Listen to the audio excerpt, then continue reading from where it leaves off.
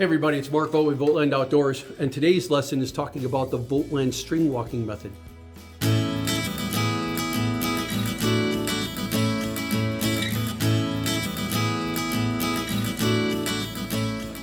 I've tried to describe this in words in previous videos, and there are some people that think that it's simply way too complicated, that they want to actually draw or tie little strings on their bowstring to mark off different gaps. But guys, in America, this is illegal. We can't do it.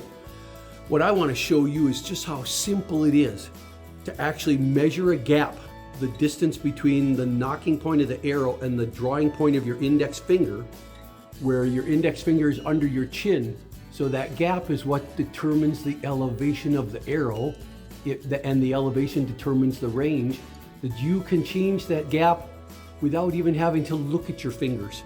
That I can go and measure this distance just from the feel of my fingers. It's very simple. Watch this. I'm gonna look at you, the camera. I'm not gonna look at my hand, and you're gonna watch as I set a gap. A deer's coming in the woods. It's passing a particular tree that I know is at 60 meters. I know that 60 meters is a 1 finger gap.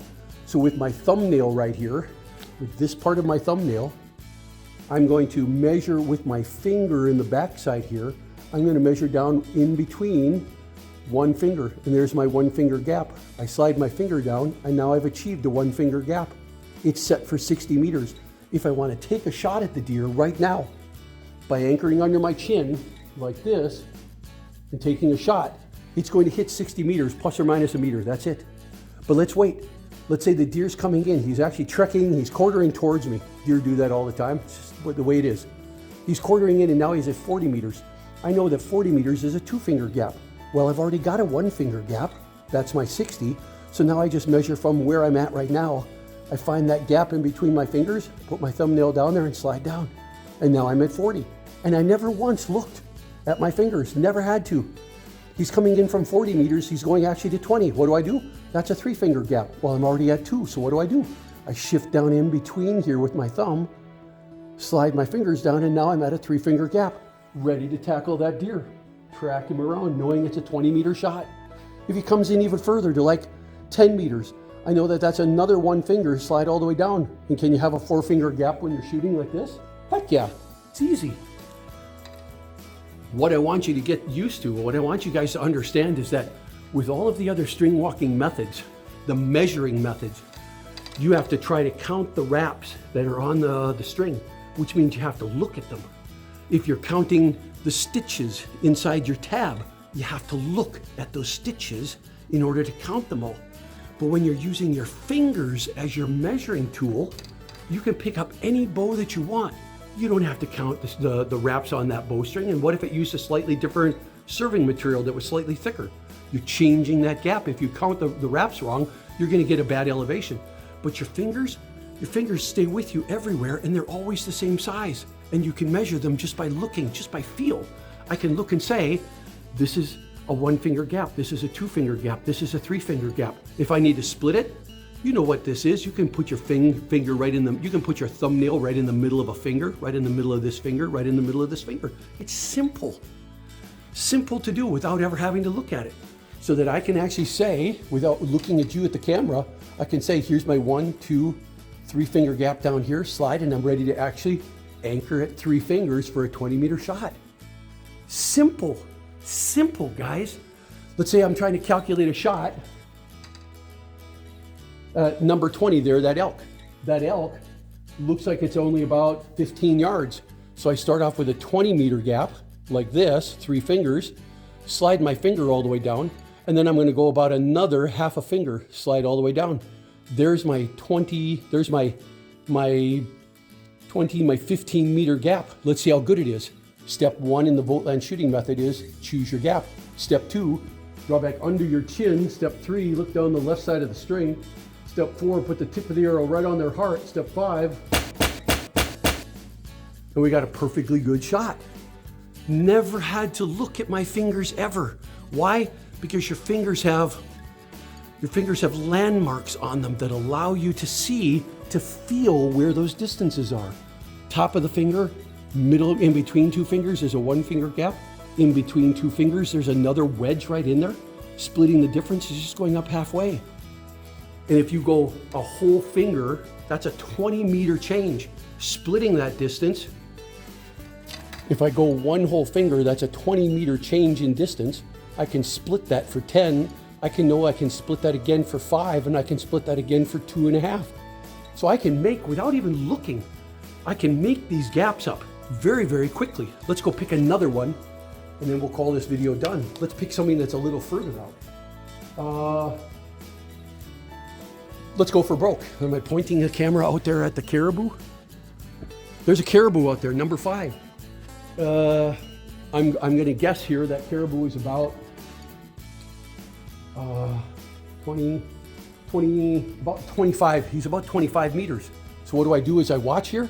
I go down 1 finger, 2 fingers, 3 fingers. There's my 20-meter gap to start.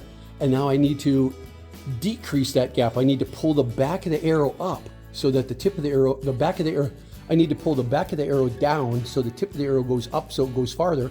I need to actually shift up about a half a finger. All I have to do then is draw back under my chin, look down the left side of the bowstring, put the tip of the arrow right smack on his heart.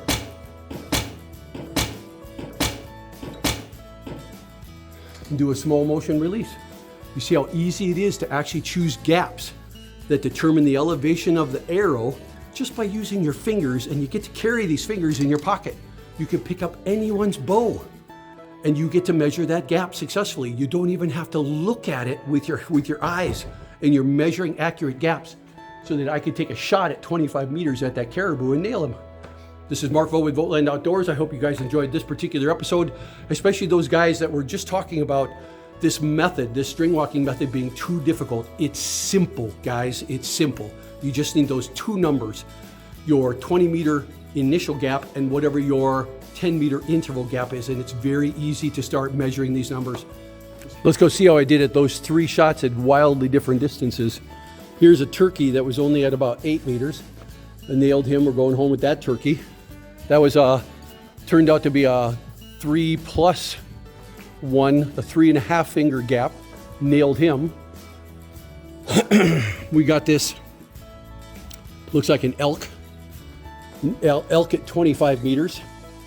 Would you complain if you shot that deer, if you shot that animal, if you shot that at 25 meters bare bow out in the forest and you made that shot? Would you be complaining?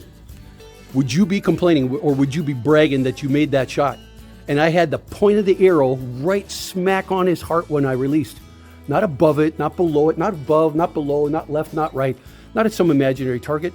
The tip of my arrow was right smack on his heart when I let go, and I watched the tip of the arrow go right in. I knew where the shot was going. Let's go look at this caribou or reindeer.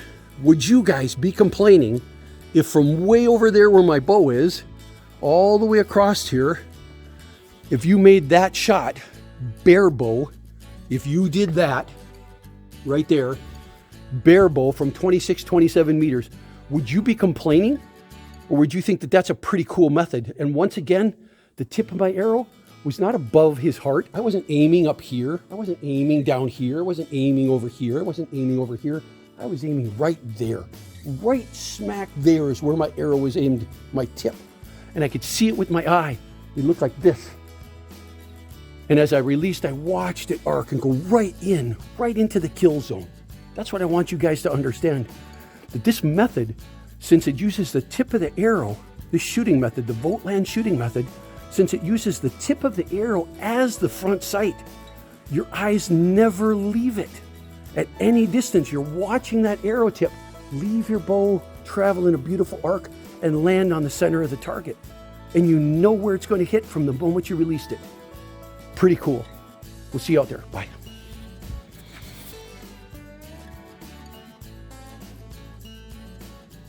I'm an okay archer. I'm an avid archer, but I only practice once a week. In the summertime, twice a week. I do a lot of other stuff besides archery. I'm fishing, I'm running, I'm biking, I'm swimming, I'm golfing, I'm playing tennis like a crazy person. Those are passions of mine, so it's not the only thing I do. And yet I produce excellent results, which begs the question, why? How am I able to produce excellent results when I'm just an okay archer? It's because I employ an excellent method, a shooting method that's excellent. So I produce extremely good results. An average archer, an okay archer, produces above average results because of his shooting method, because of the technique. That's in very sharp contrast to other great archers. There's no doubt about them that they're great. But you have to ask yourself this: if they shoot for several hours a day, multiple days a week, nearly every day of the week, are they really producing very good, even excellent results because of the shooting method? Or is it in spite of the shooting method? You have to ask yourself that. If it takes that much practice to produce the excellent results, is it really the method that gives you the credit? No, it's the persistence, the determination, and the practice. And what I'm trying to tell you guys is, it does not need to be like that. You can produce excellent results with little practice if you employ an excellent method, so that your results are because of the method, not in spite of the method. You're not trying to overcome flaws and limitations in your method, because there are no flaws and limitations in the method. It's only about your execution of it that you have to worry about then. That's all I'm trying to say.